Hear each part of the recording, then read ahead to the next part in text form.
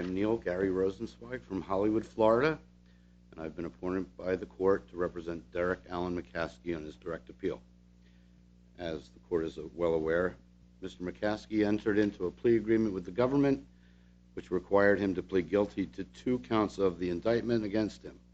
One was for a drug conspiracy. The other was for being felon in possession of a firearm. After sentencing, and while this case is pending on appeal, the court came down with their decision in Simmons. And based on that decision, certainly Mr. McCaskey could not have been found guilty of the felon in possession charge. The government has conceded that and agrees with that in its brief. So basically, where I think we are at this point is that the conviction and sentence on the felon in possession charge should be vacated, and Mr. McCaskey would still challenge the sentence imposed by the district court on the conspiracy count based on the court's procedural errors in imposing that sentence. There were, in fact, a number of errors committed by the district court in imposing sentence. The court failed to verify that the defendant and his counsel read and discussed the pre-sentence investigation report, which is required by Rule 32, state that it considered the 3553A factors in fashioning an appropriate sentence. It failed to state any reasons at all for the particular sentence imposed. And the court said he needed to be away from people. That's true. That's a big. That is a reason, and that I think actually occurred early on. Wouldn't that be protecting the public? Yes. Well, why is that not a reason? Well, it is a reason. Oh, okay. So you attack what you told the court. I apologize, Your Honor. That was, in fact, one reason. I think typically what we see is the court just before imposing sentence give its reasons for the sentence it is about to impose, and not during the course of an extensive interrogation of the defendant as to his criminal history, the identity of those who were associated with him in the criminal enterprise, which took most of the 31 pages of the sentencing transcript. So the court also failed to provide counsel with an opportunity to object to the sentence or to the manner in which it was imposed. All of this goes back to the appeal waiver in the plea agreement. If I can get past that, then I have certainly an easier time.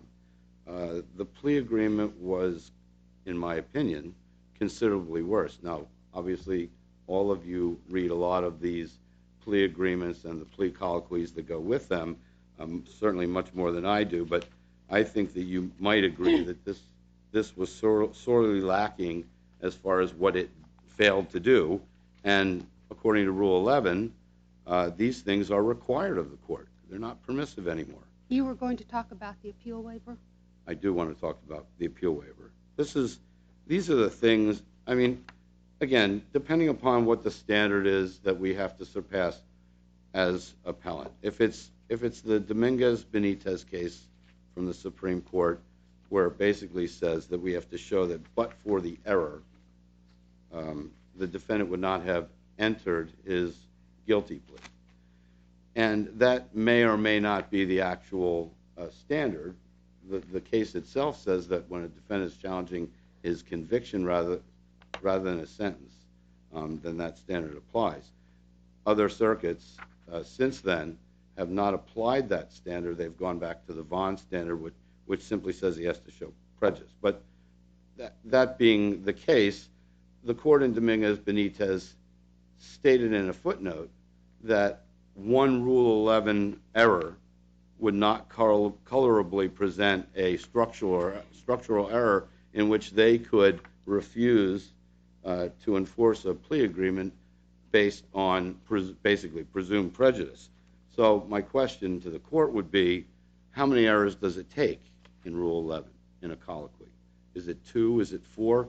I list at least 6, and a couple of other things that were stated by the court, which ended up being incorrect, although one of them, certainly the factual basis for the plea, could not have been known by the court perhaps at that time. But let's talk about the things that were omitted. The court failed to inform the defendant of the government's right in a prosecution for perjury or false statement to use any statement he made during the plea colloquy that he gave under oath. Of course, since the court omitted that, there was no real reason to swear Mr. McCaskey in at the plea colloquy, and he wasn't sworn in. That he had the right to plead not guilty or, having already so pleaded, to persist in that plea. The right to be represented by counsel, and if necessary, have the court appoint counsel at trial and every other stage of the proceeding. Could I just, the sentence was 200 months on the drug conspiracy count. Correct. 120 months on the 922G. Concurrent. Concurrent. The 922G is gone. I hope so. I think everybody agrees. I think the government agrees with that. I think they do. So, what does he want?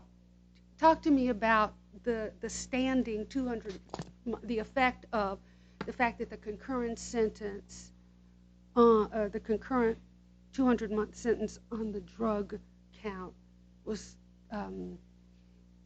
is not challenged. Oh, I'm sorry. Or is not was not affected by the Simmons error. Well, certainly I think the errors committed by the district court affect the sentence in general. Okay. We have no indication whatsoever from the record that the court, in the absence of the additional count for the felon in possession charge, that the court would have sentenced Mr. McCaskey to the same sentence. Well, I don't know about that. That's certainly a great deal of indication then. They said that he didn't get enough time, probably perhaps in the other state convictions, that in fact if he had gotten more time there, he wouldn't have been available for these crimes. He didn't learn his lesson. He was involved in a high-speed chase where he was the passenger in the car. He had a chance to get out then. He didn't. It is replete with direct references to why the court thought this was an appropriate sentence. I know you're counsel, and you're doing a good job for your client, and I appreciate that, but to say that there's no indication that what the court might do otherwise, it's understatement at best.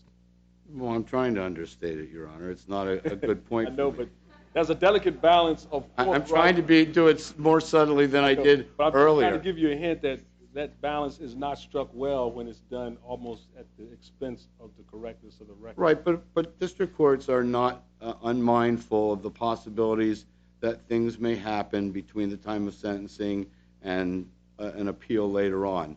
Sure. Certainly, even with respect to the felon in possession charge, the Simmons case was decided, I think, a little bit more than a month after sentencing in this case. Right. So the district courts would have been well aware, as would the government, that this case was not only in the pipeline, but it was going to be decided too, and soon. You are, I'm sure, painfully aware of the fact that there's a real potential for a Pyrrhic victory here.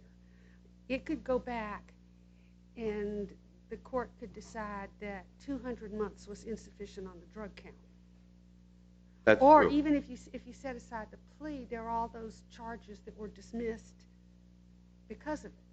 Also true. And I am mindful of the fact that even though I'm not a physician, the Hippocratic Oath requires that a physician do no harm. And I subscribe to that. And I know that in two of the cases that I read in preparation for today, the court was mindful of that and concerned, as they should be.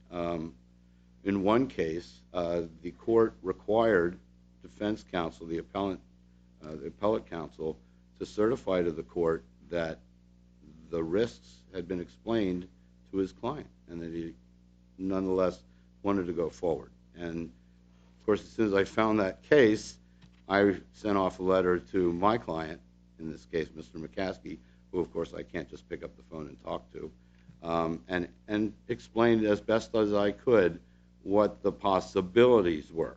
I don't think the court has to go that far necessarily, but yes, it is a possibility.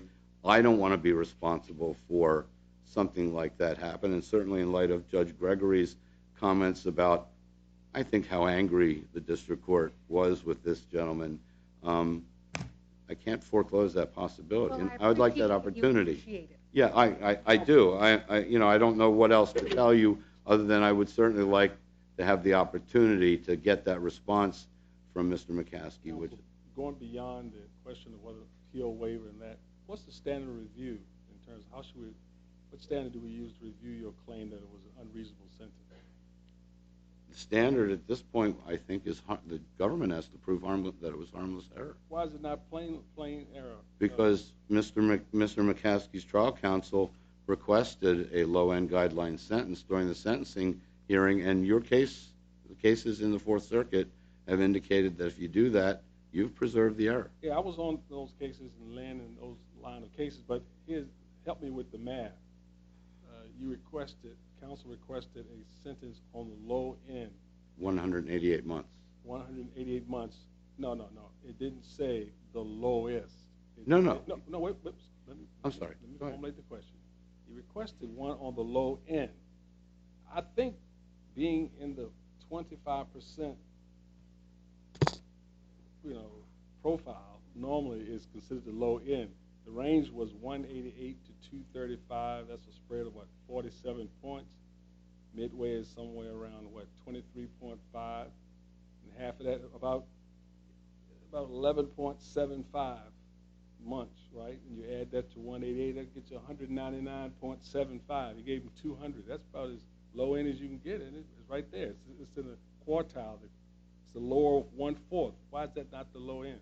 Well, I think in order to answer that question sufficiently, I need to refresh my statistics from junior college. It's just simple math. It's a continuum right here. It goes from 47 points is the spread, and midway is that. If you ask for a mid sentence, then it would be 23.5, which you add that to the 188. The lower starts, I would think, in the lower fourth. So half of that would be 11.75. That would be in that. So I'm saying that if you look at grade point average, he's in the lower quarter of his class. I wouldn't know about that, Your Honor. I know you wouldn't. I know being a scholar, that's why I had to give it to you. And I understand what Your Honor is saying. We may only be fighting for 12 months, the difference between 200 that he got and the 188. But regardless. I'm not talking about fighting about anything. I'm talking about this court, as an appellate court, is required to look at and apply the appropriate standard of review. And the question is, would this be plain error because your client received what his counsel requested, a low-end sentence? Chief Judge Traxler, Judge Duncan, I believe, even though I don't do the trial work, I do appeals for the court, not only here but in 3 other circuits, that what happens when an attorney for a criminal defendant asks the judge at sentencing or before for a low-end sentence, they're asking for the lowest possible sentence in that range. I don't know. I can't even imagine that it would be other than that. Well, you may be right, but when I practiced law, I always thought that my parents didn't have a lot of formal education, but they had a lot of common sense. What you want, you ask for. Tell the court, I want 188 months. I want the minimum, the lowest you can give them. When you ask for low end, you ask for low end. But in the parlance used in the trial courts, they talk about low end. They don't say I want the lowest range. I don't know. I haven't seen it. Can I ask you just a housekeeping question? Absolutely. Given the concessions made by the government on the 922 charge, you don't see a need now to remand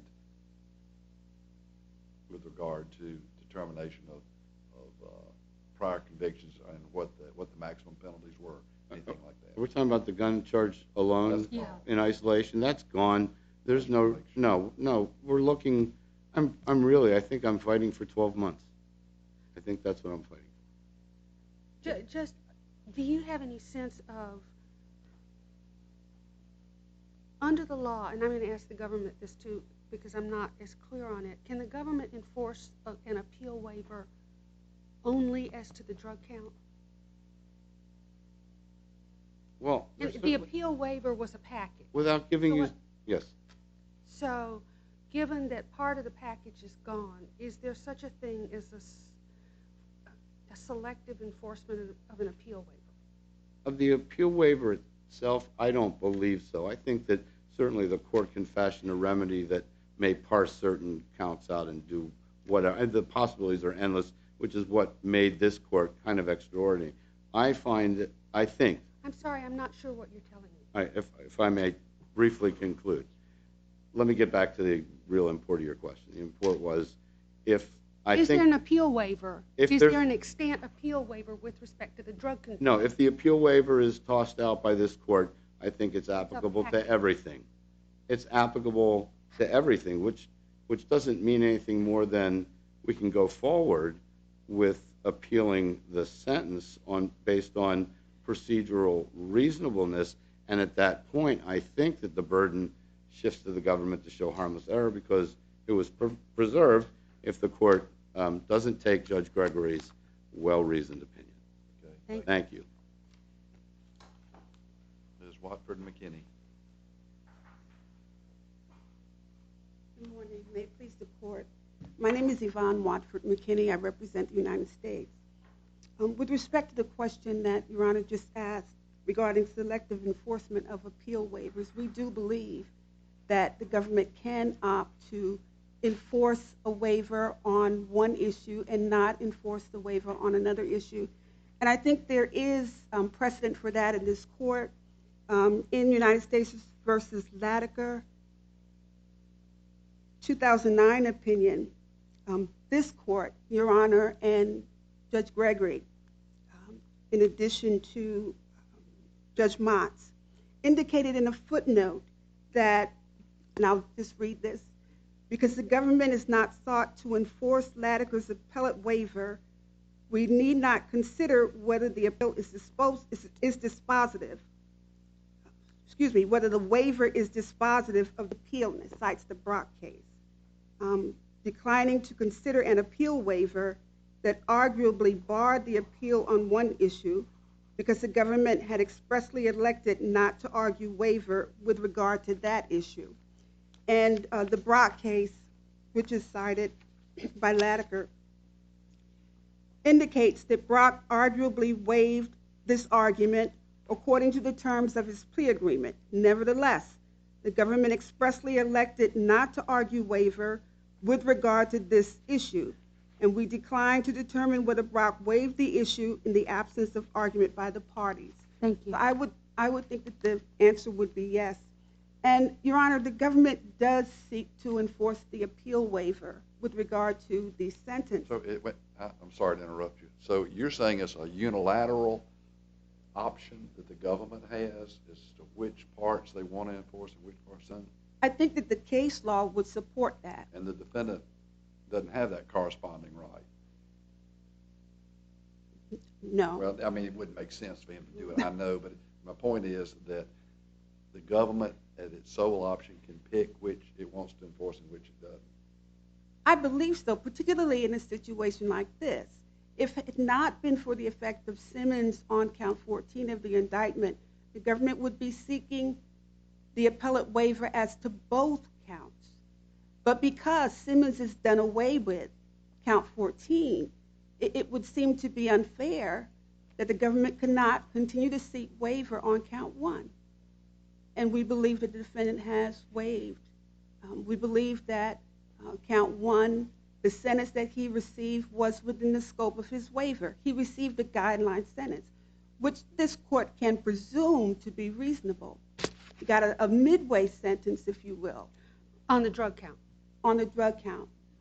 And with respect to one of the other questions that came up on the drug count, I don't really know where the 12 months is that counsel says that we're fighting about. I don't know where he gets there. The sentence that the defendant received was a reasonable sentence. It was not outside the guidelines. It was not an upward variance or departure. It was reasonable. His counsel asked for a low end. The government asked for a within guideline sentence. The judge went through his criminal history, went through the facts of the case, went through prior leniencies, and he determined that a 200-month sentence was appropriate, and that was a reasonable sentence under the circumstances. So I don't really know where the 12 months comes in. Is there any affirmative indication that the court would have sentenced I don't know that there would be, sentenced similarly without the corresponding impact of the 922G sentence? No, The answer is probably no, yeah, because there wouldn't be. no, there really is not. Unless there are any other questions. Thank you. Okay, thank you. Mr. Rosenzweig? And I will try to be as brief and appreciate Yvonne's brief brevity. As far as the select enforcement of the appeal waiver, I'm not familiar with the case she cited. I only believe that she's forcing me to try and end run by requesting that the court find the waiver on the gun issue anyway, or in some way find it. I don't know that they have to go back to the gun count. I didn't get a chance to finish the laundry list of things involving the waiver that the court simply, remember this court at the plea colloquy mentioned the appeal waiver. Mentioned it. That was it. Could I, perhaps this will help you focus, perhaps not. I have counsel for the government alluded to a factor that gives me pause. Mr. McCaskey did in fact receive for the drug count a in-guideline sentence which we presume under Gall to be reasonable. Given that, and the fact that it's unaffected by the 922G sentence, how do we send it back? How do we overcome the presumption of reasonableness to send it back? Well, first of all, I think the presumption of reasonableness applies to the substantive sentence, the length of the sentence. But we're talking about a two-part inquiry into reasonableness at sentencing. One involves procedural reasonableness. If the court commits a significant reasonable procedural error, we never get to whether 200 months was reasonable or not. And of course, you know, the government and the defendant in this case reached an agreement as to what a plea agreement was they could both live with, and now part of it's been stripped from us, leaving only the one charge, you know, which again, I think that the court might consider going lower, because typically we go back and we don't see defendants getting punished, as Judge Gregory suggested certainly could happen. Most of the time it stays the same, or they get some kind of a benefit. And that's all that we're asking for. But certainly under the facts and the law of this case, you know, if the appeal waiver's out, then he can go and try to get something better, again, as long as it doesn't hurt him, because then I have to quit being a lawyer, and I don't want to do that. Thank you.